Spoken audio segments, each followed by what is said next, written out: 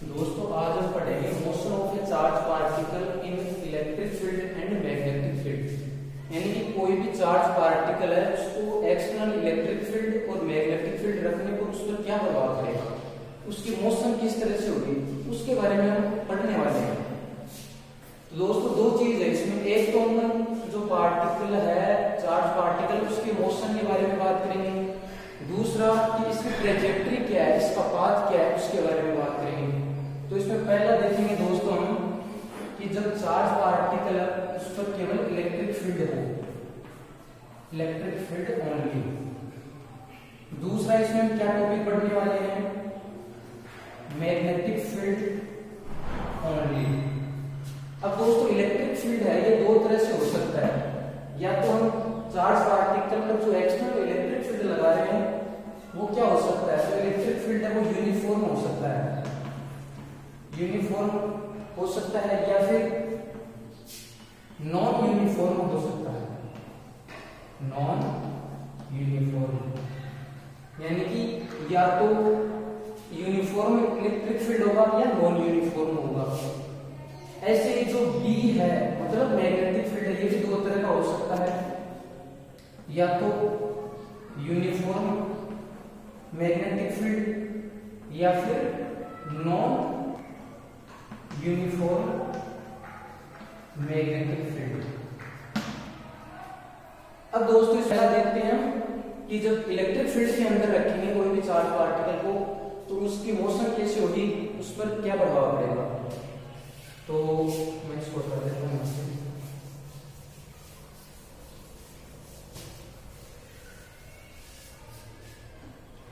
अब देखो दोस्तों जैसे मान लिया हमने ये कोई चार्ज पार्टिकल है Q है जिस पर एक बार पॉजिटिव चार्ज लेकर चल रहे हैं Q है, ये रेस्ट में है। यहाँ पर इसकी जो इनिशियल वेलोसिटी है प्रारंभिक इसका वेग है वो क्या है, हम 0 लेकर चल रहे हैं, ये किसमें है, रेस्ट में है। अब इस पर इलेक्ट्रिक फील्ड लगा रहे हैं, जैसे हमने इलेक्ट्रिक फील्ड लगा दिया इस पर E, इस डायरेक्शन में हम इस पर इलेक्ट्रिक फील्ड लगा रहे हैं, तो क्या होगा, ये जो चार्ज पार्टिकल है इस पर इलेक्ट्रिक फील्ड लगाने पर ये फोर्स का अनुभव करेगा। और वो फोर्स क्या होता है, फोर्स होता है F equal to Q E. तो दोस्तों ये जो चार्ज पार्टिकल है इसको इलेक्ट्रिक फील्ड के अंदर रखेंगे तो इस पर एक फोर्स लगेगा, फोर्स लगने के कारण क्या होगा, ये किसी वेलोसिटी से मूव करने लगेगा और एक स्ट्रेट लाइन के अंदर मूव करता रहेगा। अब दोस्तों इसकी जो ट्रेजेक्टरी है पाथ है उसके बारे में पाथ के बारे में देखते हैं इसकी ट्रेजेक्टरी क्या होगी। तो जैसे हमने मान लिया कि एक ये पॉजिटिव चार्ज है एक नेगेटिव चार्ज है, इसकी जगह हम दो प्लेट भी मान सकते हैं जिस पर एक पर पॉजिटिव चार्ज हो एक पर नेगेटिव चार्ज हो। अब इसके अंदर है जो इलेक्ट्रिक फील्ड लाइन है वो जैसे हमने मान लिया इस चार्ज से इस चार्ज पर जा रही है ऐसे कुछ। अब होगा क्या, जैसे हमने किसी चार्ज पार्टिकल को यहाँ पर रखा तो वो जो चार्ज पार्टिकल है वो इलेक्ट्रिक फील्ड लाइन के अलोंग मूव करेगा, यानी जैसे यहाँ पर है तो उसकी जो ट्रेजेक्टरी उसका पाथ है वो इसके अलोंग ही होगा। अब यदि हमने इलेक्ट्रिक फील्ड है वो एक डायरेक्शन के अंदर ले लिया तो जो चार्ज पार्टिकल वो भी एक स्ट्रेट लाइन के अंदर ही मूव करेगा। दूसरा यदि कर्व है जैसे ये मान लो यहाँ पर कर्व है ये जो इलेक्ट्रिक फील्ड लाइन, तो यहाँ पर भी जो चार्ज है ये इलेक्ट्रिक फील्ड लाइन के अलोंग ही मूव कर रहा है। अब दूसरा देखते हैं कि इसमें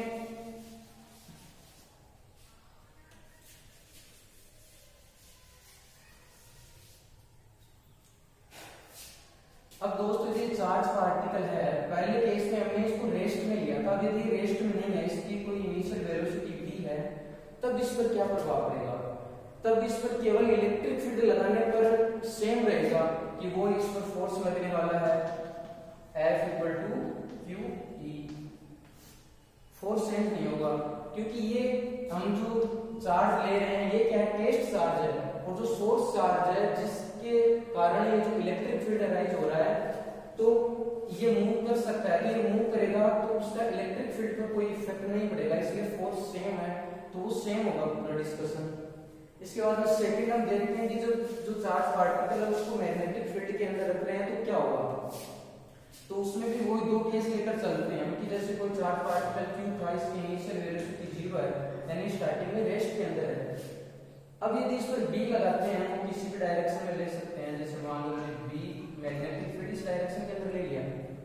अब दोस्तों आपको पता है कि कोई भी चार्ज पार्टिकल है उस पर जो मैग्नेटिक फोर्स लगता है वो कितना लगता है, वो लगता है F equal to Q V cross B, जहां पर क्यू जो पार्टिकल है उसका चार्ज है, v उसकी वेलोसिटी है, क्योंकि इस वेलोसिटी से मूव कर रहा है, और जो b है वो है मैग्नेटिक फील्ड जो हम एक्सटर्नल मैग्नेटिक फील्ड लगा रहे हैं, तो उसके कारण जो फोर्स लगता है वो ये है। अब यदि हमने यहाँ पर इनिशियल में इसको रेस्ट में लिया है तो इस पर जो लगने वाला फोर्स है वो क्या होगा, यहाँ से हम देखेंगे जो v की जगह 0 रखेंगे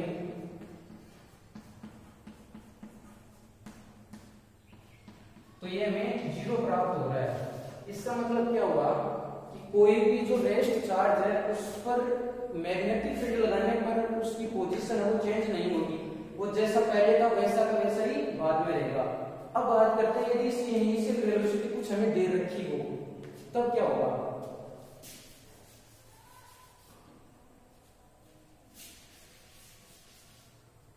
जैसे मान लो ये चार्ज पार्टिकल है, इसकी इनिशियल वेलोसिटी हमने v ले ली और इस पर जो एक्सटर्नल मैग्नेटिक फील्ड है उसको b मान लिया, तो अब इस पर फोर्स कितना लगेगा, फोर्स दोस्तों ये लगेगा।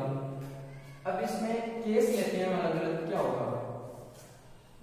पहला केस क्या है इसमें कि वेलोसिटी, चार्ज पार्टिकल की वेलोसिटी और जो मैग्नेटिक फील्ड लगा रहे हैं उसके बीच जो एंगल है वो क्या ले सकते हैं, 0 डिग्री ले सकते हैं, पाई ले सकते हैं, 180 डिग्री ले सकते हैं, या फिर कोई भी आर्बिट्रेरी एंगल ले सकते हैं। जैसे इसको हम आगे लिखेंगे तो क्या आएगा, F vector equal to Q v cross v क्या होता है, v b sin theta n के। यहाँ पर दोस्तों जो थीटा है ये वेलोसिटी और मैग्नेटिक फील्ड के बीच का एंगल है, और जो n केप है ये इस F की डायरेक्शन बता रहा है जो कि v और b दोनों के परपेंडिकुलर होगा। अब देखते हैं यहाँ पर फर्स्ट केस हम लेकर चलते हैं कि जो एंगल है ना थीटा उसको हम 0 डिग्री लेकर चलते हैं, तो देखते हैं क्या होता है।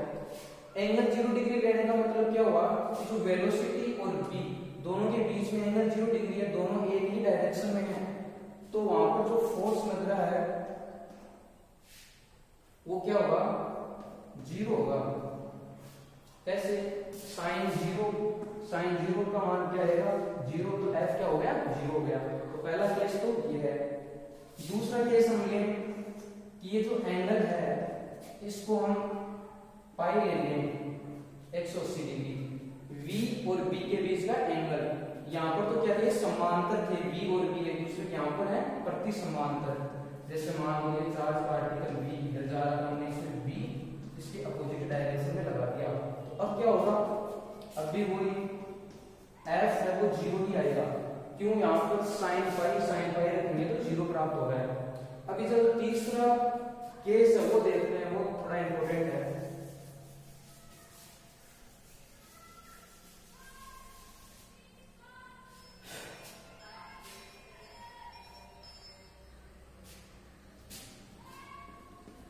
तीसरा केस है दोस्तों, जैसे जो एंगल है ये हम ले लें theta equal to pi by 2। इसका मतलब जो वेलोसिटी और मैग्नेटिक फील्ड है उसके बीच का एंगल कितना है, 90 डिग्री है। जैसे हमने मान लिया कि ये है b की डायरेक्शन, यानी मैग्नेटिक फील्ड की डायरेक्शन है, ये वेलोसिटी है, इनके बीच में जो एंगल है वो यहाँ पर थीटा है। इसको हम इस केस में कितना लेकर चल रहे हैं, 90 डिग्री। जैसे मान लीजिए हो गया v, या इस v को इधर ले लेते हैं, और ये b, बीच में एंगल कितना है, 90 डिग्री। तो अब बताओ फोर्स कितना लगेगा, तो अब देखते हैं फोर्स उसी फॉर्मूले से निकालेंगे, तो फोर्स आएगा F vector equal to Q V B sine 90 degree sine pi by 2 and के। दोस्तों यहाँ पर हम एक बार इसका केवल मैग्नीट्यूड लेकर चल रहे हैं,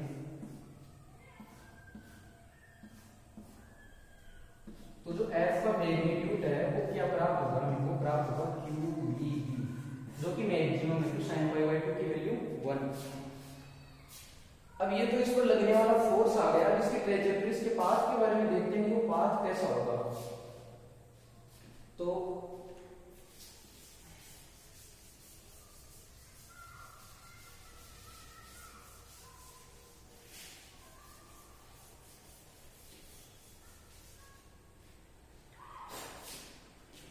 जैसे मान लो ये चार्ज था हमारे पास, इसके वेलोसिटी हमने इधर ले ली, v इधर ले लिया, या फिर किधर भी ले सकते हैं, ये v इधर ले लो, ये v है। v और b परपेंडिकुलर है, फोर्स हमने निकाल लिया कितना लगता है, QVB। अब जैसे हमने ले लिया, ये कोई रीजन है, इसके अंदर जो मैग्नेटिक फील्ड है वो है इनवर्ड, मतलब अंदर की तरफ है, जिसको क्रॉस से शो करते हैं, डॉट से बाहर की तरफ शो करते हैं और क्रॉस से अंदर की तरफ। अब इसके अंदर कोई चार्ज पार्टिकल आ रहा है v वेलोसिटी से, इसकी वेलोसिटी क्या है, v है। तो अब क्या होगा इसका, इस पर क्या प्रभाव पड़ेगा वो देखना है। तो दोस्तों इस पर एक फोर्स लगेगा इस चार्ज पर, और उसकी डायरेक्शन क्या होगी। तो अभी हमने देखा कि जो F की डायरेक्शन है वो v क्रॉस b से दी जाती है, v क्रॉस b, यानी कि v और b दोनों के परपेंडिकुलर। तो इसको राइट हैंड रूल है उससे निकाला जाता है। राइट हैंड रूल में क्या होता है कि जो हमारी अंगुलियां हैं वो किधर है, b की तरफ, और अंगुलियों को कर्ल करना है b की तरफ, v से b की तरफ, तो v क्रॉस b। तो यहाँ पर जो फोर्स है, मैग्नेटिक फोर्स की डायरेक्शन आ रही है बाहर की तरफ इस केस में। यहाँ पर देखते हैं, यहाँ पर जो v है उसकी डायरेक्शन इधर है, तो अंगुलियों को रखेंगे हम v की डायरेक्शन में। अब जो मैग्नेटिक फील्ड है ये अंदर की तरफ, तो अंगुलियों को अंदर की तरफ कर्ल करेंगे, तो अंदर की तरफ कर्ल करने पर इस पर जो फोर्स की डायरेक्शन आ रही है वो ऊपर की तरफ आ रही है, एक पर F लग रहा है। अब ये यहाँ से जैसे ही थोड़ा सा आगे जाएगा, इस पर ऊपर की तरफ एक फोर्स लगेगा, तो यहाँ से कर्ल हो जाएगा। फिर जैसे इस पॉइंट पर आया, इस पॉइंट पर हम फिर से देखें, तो इस पॉइंट पर इसकी वेलोसिटी है वो इस डायरेक्शन में, b किधर लग रहा है अंदर, तो फिर इस रूल से देखेंगे हम, तो क्या आएगा, v क्रॉस b, मतलब ऊपर की तरफ ही आ रहा है। ऐसे दोस्तों मूव करता जाएगा और एक सर्कल बनाएगा, यहाँ पर एक पूरा सर्कल बनेगा, ठीक है। अब ये सर्कल बनेगा तो इसके अंदर हम वो कौन कौन सी चीजें निकाल सकते हैं वो देख रहे हैं हमें।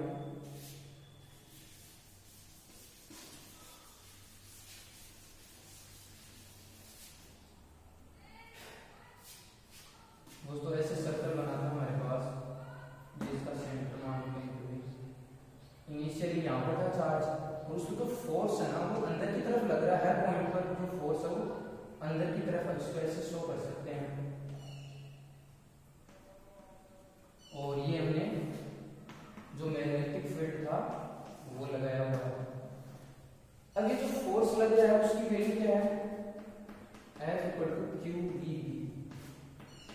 अब इसमें एक चीज देखिए कि ये जो चार्ज पार्टिकल है ये इस सर्कल के ऊपर मूव करता रहेगा, यानी इस वर्त के ऊपर ये चक्कर लगाता रहेगा। उसके लिए क्या कंडीशन होनी चाहिए, उसके लिए कंडीशन ये है कि जो मैग्नेटिक फील्ड लग रहा है वो उसके सेंट्रीपिटल फोर्स है, इसका जो विकेंद्रीय बल है उसके बराबर होना चाहिए।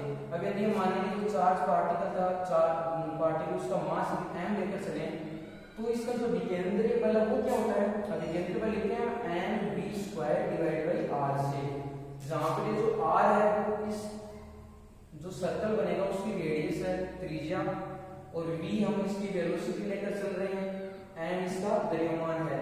तो ये जो फोर्स है ये इस फोर्स के इक्वल आना चाहिए, तो हमने इसको इक्वल कर दिया। अब यहाँ से क्या क्या निकाल सकते हैं, अब ये एक सर्कल पर मूव करा तो रेडियस निकाल सकते हैं, इसकी रेडियस क्या होगी। इसके अलावा ये यहाँ से एक पूरा चक्कर लगाया तो इसका टाइम पीरियड क्या होगा, यानी आवर्तकाल क्या होगा, एक चक्कर लगाने में इसने कितना समय लिया वो सब देखते हैं। पहला जैसे इसको आगे सॉल्व करें तो ये एक बी से एक कैंसिल आउट हो जाएगा, ये आ गया QV=mv/r। अब यहाँ से mv की वैल्यू निकालते हैं, क्या किए, mv की वैल्यू आ गई QRV। दोस्तों ये जो एम बी है इसको हम क्या बोलते हैं, संवेग, मोमेंटम।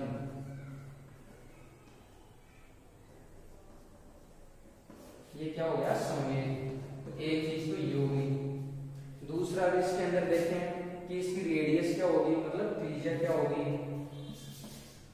तो त्रिज्या के लिए इसी इक्वेशन से देखते हैं, यहां से r की वैल्यू निकालें, इसको इधर मल्टीप्लाई कर दो, तो क्या आएगा, Q B R equal to M B.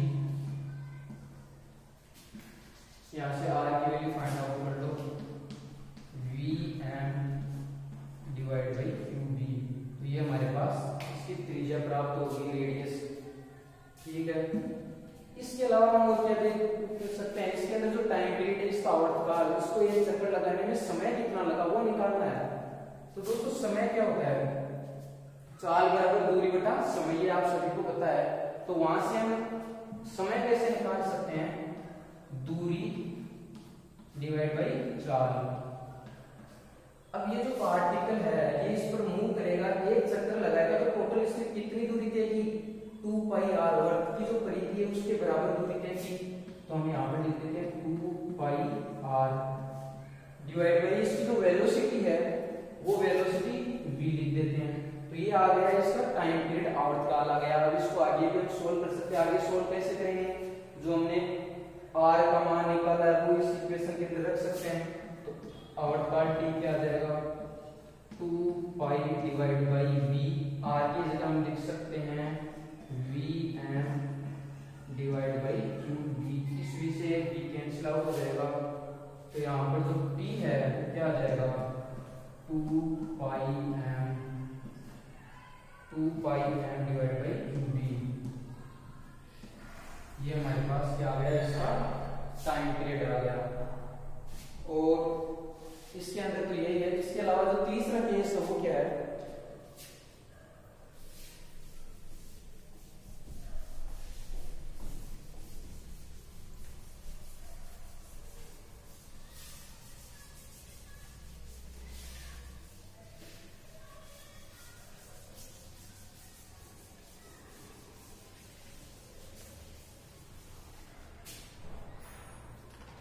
दोस्तों तीसरा केस हम लेकर चल रहे हैं, चौथा केस, कि जो थीटा लिया है वो कितना और ले सकते हैं। थीटा कोई भी आर्बिट्रेरी है, मतलब थीटा कितना भी हो सकता है। तो उस कंडीशन में क्या होगा, जैसे मान लो ये था चार्ज पार्टिकल, ये हमने v ले लिया इस डायरेक्शन में, ये हमने v ले लिया, ये तो जो चार्ज पार्टिकल है उसका वेग हो गया, ये मैग्नेटिक फील्ड हो गया, इनके बीच में जो कोण बन रहा है एंगल थीटा ले लिया कोई भी। तो अब क्या होगा ये देखना है। तो इसके लिए क्या करोगे, जो v है ना इसको कंपोनेंट में डिवाइड कर दो, यानी इसके घटक लेने हैं। तो एक तो घटक लेनी है जो b वेक्टर है, जो मैग्नेटिक फील्ड लगाया है उसके पैरेलल यानी उसके समांतर, और दूसरा इसके परपेंडिकुलर।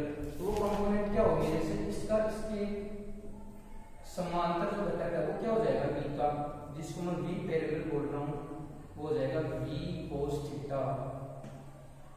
एक इसके परपेंडिकुलर कंपोनेंट हो गया, इसको मैं बोल सकता हूँ v परपेंडिकुलर होगा v sin थीटा।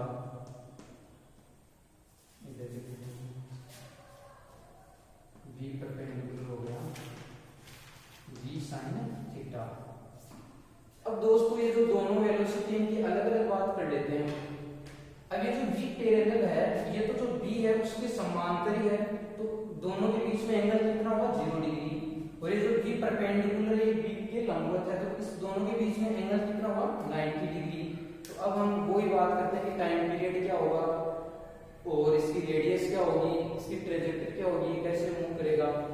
तो दोस्तों एक बार के लिए यदि हम इस फोर्स को ना माने, तो इस यदि वेलोसिटी को नहीं लें, केवल ये ही लें, तो इन दोनों से क्या होगा कि कोई फोर्स मतलब लग ही नहीं रहा है, मैग्नेटिक फोर्स तो लग नहीं रहा, लेकिन इस वेलोसिटी के कारण जो चार्ज पार्टिकल है ये एक स्ट्रेट लाइन के अंदर मूव करना चाहेगा, एक स्ट्रेट लाइन में मूव करता रहेगा। लेकिन जैसे ही हमने ये वेलोसिटी का जो परपेंडिकुलर कंपोनेंट है, इसके कारण क्या होगा, जैसे v इसके परपेंडिकुलर है, तो अभी मैंने बताया कि जो फोर्स है वो क्या होता है, QVB। जब एंगल बी और बी के बीच में 90 डिग्री का हो, तो यहाँ पर बी और बी परपेंडिकुलर के बीच एंगल 90 डिग्री है, तो इस पर एक फोर्स लगेगा, वो कितना होगा, क्यू बी परपेंडिकुलर बी। और वो फोर्स कैसे लगेगा उसको निकालने का वही तरीका है, राइट हैंड जो रूल है उससे निकालेंगे। तो यहाँ पर वेलोसिटी किधर है, ऊपर, तो हम करते हैं v क्रॉस b, तो ये v और क्रॉस b, यानी v ऊपर है, ये b हमें दिखना चाहिए, b की तरफ कर्ल करेंगे तो अंदर की तरफ फोर्स लगेगा इसमें, तो ये यानी जैसे मैं इसको x अक्ष मान लूं, इसको y और ये z, तो जो फोर्स लग रहा है वो अंदर की तरफ लगेगा, उसके बाद में ये एक सर्कल पर मूव करता रहेगा ऐसे। लेकिन इस सर्कल पर मूव क्यों नहीं करेगा, ये जो वेलोसिटी है ये इसको इधर लेकर जाना चाहता है और ये इसको घुमाना चाहता है, तो इसका जो रिजल्टेंट पाथ है वो क्या होगा, वो कुछ ऐसे प्राप्त होगा हमें,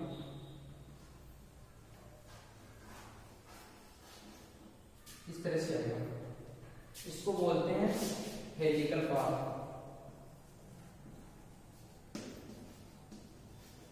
यानी कि कुंडलीनुमा पाथ हो गया है। अब ये कुंडलीनुमा पाथ है, इसमें क्या क्या निकाल सकते हैं, एक तो इसकी रेडियस क्या होगी, टाइम पीरियड क्या होगा, एक चीज इसके अंदर हम डिफाइन करते हैं पिच लेंथ, यानी कि चूड़ी अंतराल हो गया है। तो चूड़ी अंतराल किसको बोलते हैं, चूड़ी अंतराल बोलेंगे कि एक टाइम पीरियड के अंदर, एक आवर्तकाल के अंदर जो सर्कल है उसका कोई भी पॉइंट है, या ऐसे बोल सकते हैं कि जो इसका सेंटर है वो कितना आगे मूव करता है, वो जो डिस्टेंस है उसको बोलते हैं पिच लेंथ। यानी जैसे मान लिया पॉइंट यहाँ था, फिर एक टाइम पीरियड के बाद में ये कितना आगे मूव कर गया, उसको बोलेंगे पिच लेंथ, यानी चूड़ी अंतराल, जिसको जैसे मैं डी से बोल देता हूँ, तो ये क्या है, ये हमें निकालना है। तो दोस्तों जो टाइम पीरियड है वो देख लेते हैं पहले, तो टाइम पीरियड क्या कैसे निकालेंगे, टाइम पीरियड टी बराबर वही 2 पाई आर डिवाइड बाई वी, दूरी बटा चाल, दूरी कितनी होगी, वही 2 पाई आर रेडियस बटा चाल, लेकिन जो इसकी जो वेलोसिटी है वो परपेंडिकुलर कंपोनेंट लेंगे, क्यों, इसके लिए केवल परपेंडिकुलर कंपोनेंट है वो इसको घुमाने के लिए जिम्मेदार है। अब क्या करते हैं, परपेंडिकुलर की वैल्यू रख देंगे और पहले आर की वैल्यू निकाले, तो आर की वैल्यू देखो हम कैसे करेंगे, फोर्स कितना लग रहा है, QVB, कौन से फोर्स के कारण ये रोटेट कर रहा है, जो परपेंडिकुलर कंपोनेंट है, ये जो अभिकेंद्रीय बल है उसके बराबर होना चाहिए, अभिकेंद्रीय बल क्या है, mv² डिवाइड बाई r। अब ये बात आपको ध्यान में होनी चाहिए कि केवल ये रोटेट मतलब घूमेगा कौन से वेलोसिटी से, केवल v1 के कारण, तो v1 के कारण जो इसमें फोर्स लग रहा है, यहाँ से हम v से v कैंसिल आउट हो जाएगा, वही mv की वैल्यू क्या आ जाएगी, mv परपेंडिकुलर आ जाएगा qvr। इसके बाद में यहाँ से r की वैल्यू निकाल लेते हैं, तो वही हो गया, फिर से मोमेंटम हो गया, इसका समय हो गया, r की वैल्यू निकालते हैं कितनी आएगी, r की वैल्यू यहाँ से आएगी mv perpendicular divide by qv। इस r को यहाँ पर पुट करेंगे तो क्या आएगा, 2 पाई r, r की जगह मैं क्या लिख सकता हूँ, v perpendicular divide by v perpendicular और ये qb, v से v कैंसिल आउट कर दोगे, क्या बचेगा यहाँ पर 2 पाई m डिवाइड बाई qb। तो दोस्तों यहाँ से क्या देखने को मिला कि जो टाइम पीरियड है उस पर एंगल का कोई प्रभाव ही नहीं पड़ रहा है, ये एंगल पर डिपेंड ही नहीं करता, पहले भी 2 पाई m अपॉन qb आ रहा था और अभी भी 2 पाई m अपॉन qb आ रहा है। अब इसमें जो पिच लेंथ है वो कैसे निकालेंगे, पिच लेंथ देखो, दूरी बराबर क्या होता है, 4 बराबर होता है दूरी बटा समय, तो दूरी बराबर 4 इंटू समय। अब ये जो मूव कर रहा है आगे की तरफ, कौन सी वेलोसिटी के कारण कर रहा है, v परपेंडिकुलर के कारण, v पैरेलल के कारण, तो जो वेलोसिटी है वो तो v पैरेलल हो गई, और समय कितना लगा, एक टाइम पीरियड के अंदर देखते हैं, एक आवर्तकाल के अंदर, वो यहाँ पर t आ जाएगा, तो ये हमारा क्या हो गया, इसकी पिच लेंथ हो गई, t की वैल्यू यहाँ से हम रख देंगे, तो ये आ जाएगा दोस्तों। इसके अलावा और बस ये